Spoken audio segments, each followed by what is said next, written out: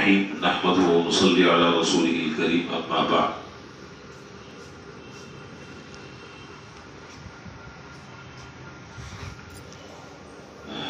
عن عبد الله بن عمر رضي الله تعالى عنهما قال قال رسول الله صلى الله عليه وسلم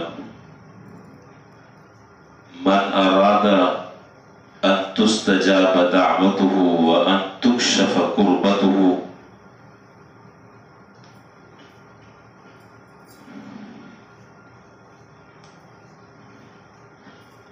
وأن تكتشف كربته فليفرج عن معسر.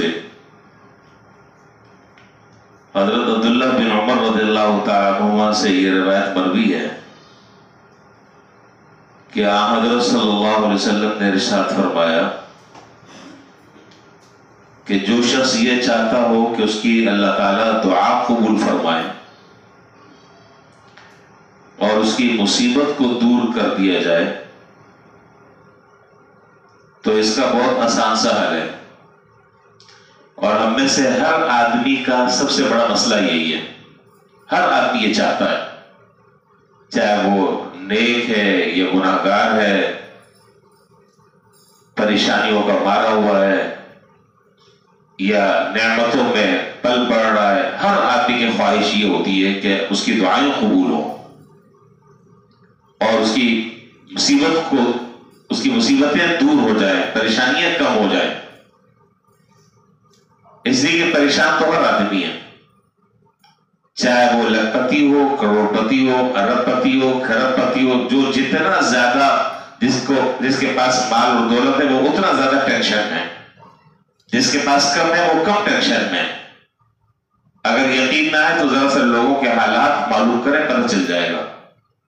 جب ان کے حالات کو دیکھیں گے تو دل سے اور جسم کے ایک حصے سے انسان اللہ تعالیٰ کا شکر ادا کرے گا.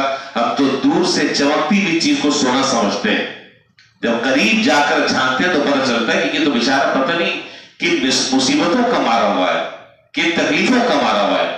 اللہ نے ہمیں تو کئی گنا زیادہ اللہ نے ہمیں عافیت عطا فرمائی ہے. خیر, تو آپ نے دو باتیں ارشاد فرمائی. ایک تو یہ ہے کہ جو آدمی یہ چاہتا ہو کہ اس کی دعا قبول ہو, اور دوسرا یہ کہ اس کی مصیبت دور ہو جائے. فرمایا کہ اس کا آسان سا حل یہ ہے کہ اس کو چاہیے کہ کسی تنگدست آدمی کی پریشانی کو اس سے دور کر دے. سیدھا سادہ سا, نہ کوئی وظیفہ ہے, نہ کوئی چلت کھینچنے کا کہا جا رہا ہے. سیدھا سادہ سا حل یہ ہے کہ اگر کوئی پریشان زدہ آدمی ہے, کوئی مصیبت زدہ آدمی ہے, کوئی معسر ہے, معسر تنگدست آدمی کو کہتے ہیں,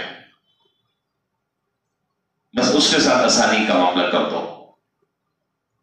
دیکھو کیسے یہ جو گتھی جو الجھ گئی ہے وہ کیسے سلجھتی ہے, پتہ چل جائے گا.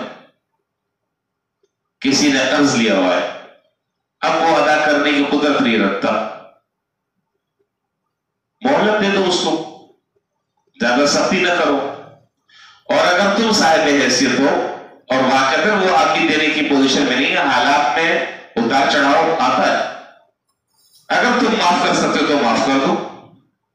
پھر اس معاف کرنے کا جو بینیفٹ تمہیں ملے گا وہ پھر پتہ چلے گا. پھر کوشش یہی ہوگی کہ بس ہر ایک کو دے دیں اور بھول جائے, دے دیں بھول جائے. پھر اللہ تعالیٰ, اس لیے کہ یہ معاملہ آپ اللہ تعالیٰ کے ساتھ کر رہے ہیں, یہ بندے کے ساتھ نہیں کر رہے ہیں, اللہ تعالیٰ کے ساتھ یہ براہ راست معاملہ کر رہے ہیں. اور اللہ تعالیٰ کو اپنی مخلوق بہت زیادہ پسند ہے. اللہ تعالیٰ اپنی مخلوق سے بہت زیادہ محبت کرتے ہیں. جو اس کی مخلوق کے ساتھ آسانی کرتا ہے, پھر اللہ جل شانہ ایسے کریم اور ایسے داتا ہے کہ پھر اللہ اس آدمی کے ساتھ آسانی پیدا فرما دیتے ہیں. تو اسی میں یہاں پر فرمایا ہے کہ پریشانیوں کو, دوسرے کی پریشانیوں کو دور کرو, دوسروں کے کام آؤ, ان کی حاجت روائی, ان کی ضرورت کو پورا کرو. چنانچہ دوسری حدیث میں من کان فی حاجت اخی کان اللہ فی حاجتہ, جو اس میں تو اتنی صراحت ہے اس روایت میں کہ جو شخص کسی دوسرے بھائی کی ضرورت میں کام آتا ہے, اللہ تعالیٰ اس کی ضرورت میں اس کے کام آتے ہیں. اور جس کے کام اللہ تعالیٰ آ جائیں, آپ بتائیے اس کو کیا چاہیے؟ اس کے سارے مسئلے حل ہو گئے، ساری پریشانیاں دور ہو گئی. اسی لیے شریعت کا جو مزاج ہے، شریعت کا جو مزاج ہے، شریعت کا جو مذاق ہے وہ یہ ہے کہ انسان اپنی ضرورتوں کو دبا کر دوسرے کی ضرورتوں کو پورا کرنے والا بن جائے. اسی کو کہتے ہیں اجتماعیت.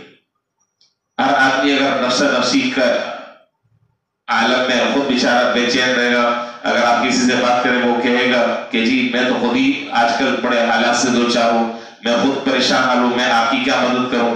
نہیں، اس پریشانی کے حال میں بھی اگر مدد کر لی اور دوسروں کے کام آ گئے، چاہے کسی بھی طریقے سے کام آنا ہو، تو اللہ تعالیٰ انشاءاللہ اس کے لیے خود سبیلیں پیدا فرما دیتے ہیں. اور یہ ایک ایسے حقائق ہے کہ جس کا انکار کرنا ناممکن ہے.